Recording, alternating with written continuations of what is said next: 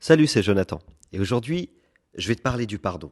Et si tu passais enfin à l'étape suivante, celle de pardonner. Et je sais que pardonner, c'est pas simple. Je sais aussi que c'est pas facile. Et je sais aussi que c'est un sujet brûlant. Mais c'est pas grave. Je voudrais t'en parler ce matin. Qui n'a pas connu un moment où pardonner, c'est plus une montagne qu'une petite pierre à déplacer? Je crois qu'on a tous fait face, toi comme moi, à des offenses qui parfois sont vraiment compliquées à gérer.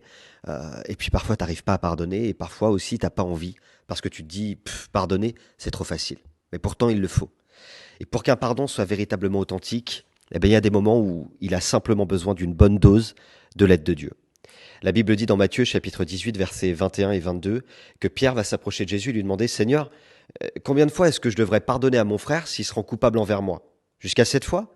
Et Jésus va lui répondre: Non, non, non, pas seulement 7 fois, mais je te dis 70 fois 7 fois. Là, je crois que Pierre a pris une grosse claque. C'était pas facile pour lui, et je crois que c'est pas non plus facile pour nous d'entendre ça. Mais pourtant, c'est vrai. Tu dois savoir que si tu pardonnes pas, c'est la double peine. Parce que non seulement tu as été offensé, mais en plus, parce que tu gardes le non-pardon, il y a tout un tas de sentiments qui te détruisent de l'intérieur. Et du coup, tu as subi l'offense. Et en plus, tu es en train de t'autodétruire. C'est pourquoi tu dois pardonner d'abord. Un, pour toi-même. Deux, pour ta relation avec Dieu. Et enfin, trois, pour ton entourage. Parce que c'est souvent eux qu'en subissent les vraies conséquences. Je me rappelle qu'un jour, une femme était malade, très malade.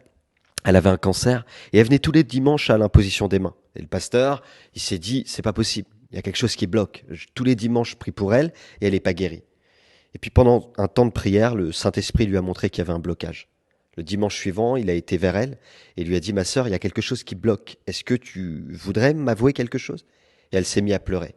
Elle a dit: Effectivement, j'en veux à mon père. J'ai de la haine. Lorsqu'elle a reconnu, ça a été le pas de sa foi.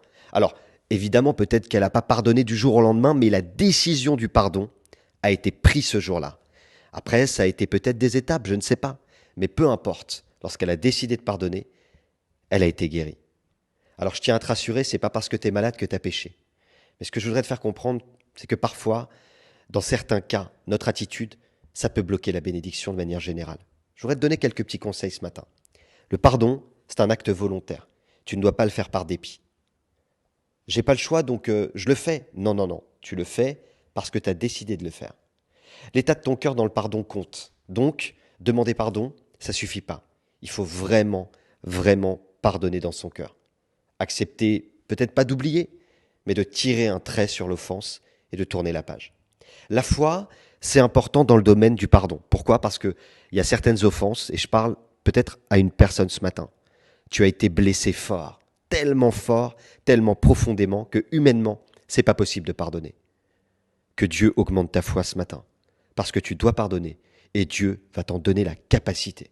Et puis enfin, je voudrais simplement te dire ça. Pardonner, ça te libère.